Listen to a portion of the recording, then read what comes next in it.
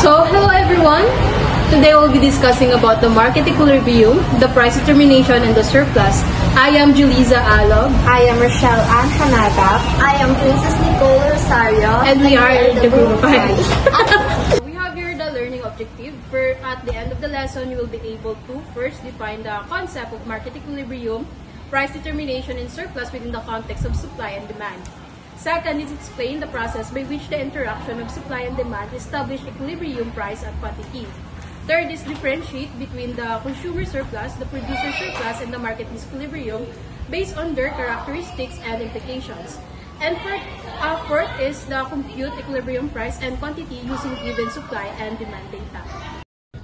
So next is the introduction. Every day, we engage in buying and selling, whether it's groceries, electronics, or other products. The prices we pay aren't set by chance. They are influenced by how much consumers want to buy or the demand and how much producers are willing to offer or the supply. The price at which these two forces balance is known as the market equilibrium. So next is the market equilibrium. So market equilibrium is the condition where the quantity demanded by consumers is equal to the quantity supplied by producers. This means that the buyer and sellers agree on the same price and there is no shortage or surplus in the market. Let's look at the example. When the price is 10 pesos, the quantity demanded is 100 units but the quantity supplied is only 40. This means there is a shortage because there are more buyers than sellers.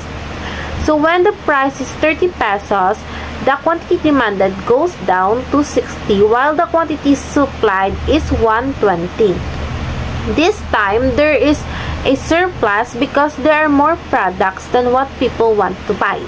But when the price is 20, both the quantity demanded and the quantity supplied are equal, which is 80 units. This is called the equilibrium point. So at 20 pesos, the market is balanced. 20 pesos is the equilibrium price and 80 units is the equilibrium quantity.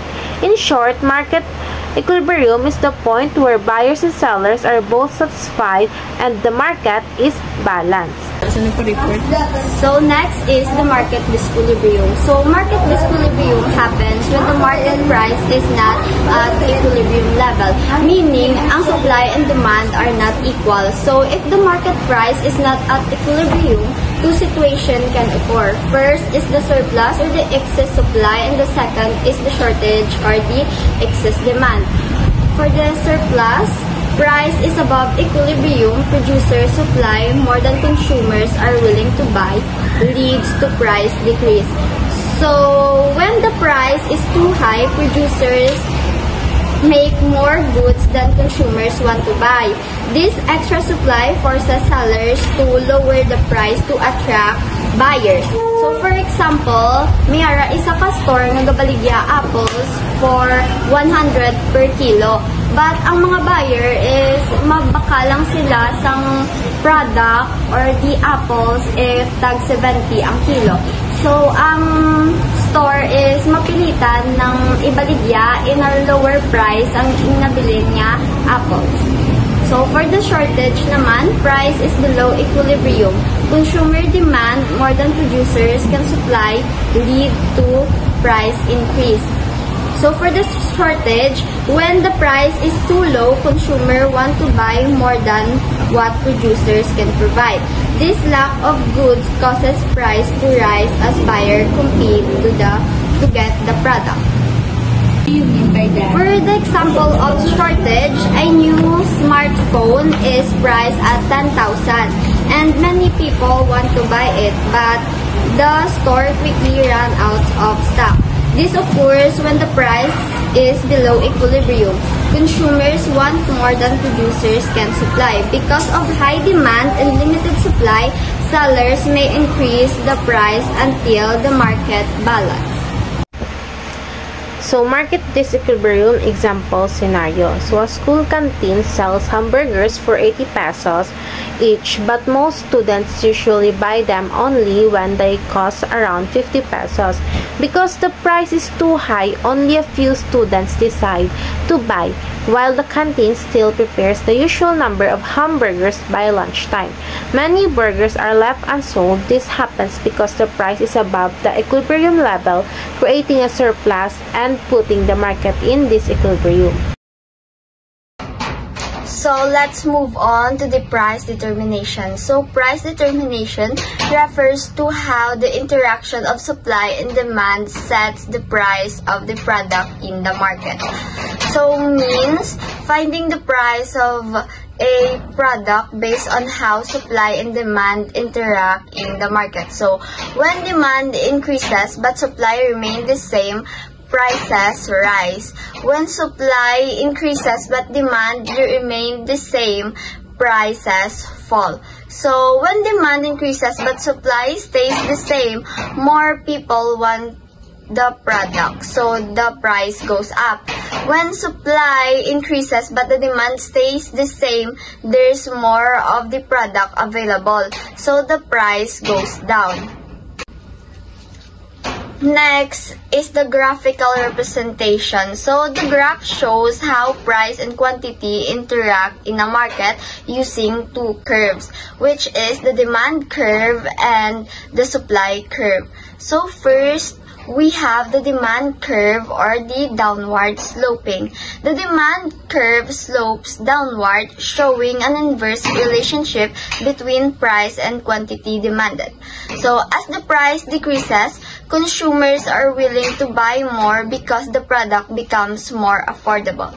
For the supply curve or the upward sloping, as the price increases, producers are willing to produce and sell more because they can earn a higher profits. So example of graphical representation of supply and demand. When a new multi shops open in town and everyone wants to try it, demand increases. Because the supply or the number of cups is limited, the owner raises the price from 80 pesos to 100 pesos per cup. That's price determination in action. Now, I'll be talking about surplus. So surplus refers to an excess of something compared to what is needed or used, often resulting from a market imbalance between supply and demand. This means there is too much supply of a product compared to how much people want to buy. It usually happens when the price is too high, so not many customers purchase the product. So let's look at the example. A clothing store ordered too many jackets during the summer. Few people buy them because of the heat, so there's a surplus. To sell them faster, the store marks down prices from 1,000 pesos to 600 pesos each. So in short, a surplus happens when there's more supply than demand, and businesses often lower prices to balance the market again. And there's another example. A customer willing to pay $100 for a blender but buying it for $80, resulting in a consumer surplus of $20. Economic surplus, the consumer surplus, the producer surplus. So the economic surplus, this is the total net benefits to consumers and producers in the marketplace, calculated as the sum of consumer surplus and producer surplus. The consumer surplus, it is the difference between the maximum price a consumer is willing to pay for a good or service and the actual market price they pay. And the producer surplus naman, it is the difference between the actual market price a producer sells a good for and the minimum price they would have been willing to accept. So the difference between the three is that the consumer surplus, it is the extra benefit that the consumer or the buyer gets. So for example, if the seller nagbaligya siya sang t-shirt, let's say ang cost ng t-shirt is 100 pesos and then nabakal na ni buyer ang t-shirt for 80 pesos na lang. So therefore, ang 20 pesos nga na-save ni ano ni gatawa? 20 pesos nga na-save ni buyer, it is called the consumer surplus. It is the extra benefits that the consumer gets. And then the producer surplus naman niya, it is the extra benefits that the seller get. For example, if ginapaminsar ni seller niya baligya ang t-shirt for worth 100 pesos, but then nabakala nga mo nga t-shirt for 150, ang 50 pesos nga increase, it is called the producer surplus. It is the extra benefits that the seller gets. So, the economic surplus, it is the overall or the total benefits that both consumers and the producers it is the total benefits of the consumers and the sellers get, or the total gain nga nagkakakuha nila or ilang interaction duwa. Something naman na. The next one is the market surplus versus the economic surplus. So it is important to distinguish between the market surplus and an economic surplus. The market surplus, it is occurs when the quantity supplied of a good or service exceeds the quantity demanded at a given price, leading to an excess of unsold goods. So the market surplus, it happens when the quantity supplied are greater than the quantity demanded, which means nga damo supplies pero hindi siya in demand. So therefore, nagkakatabo is mas damo ang mga excess of unsold goods. And then next is the economic surplus. So the economic surplus, it represent the overall benefits to society from market activity, reflecting the value consumers receive above the price they pay and the value producers receive above their cost.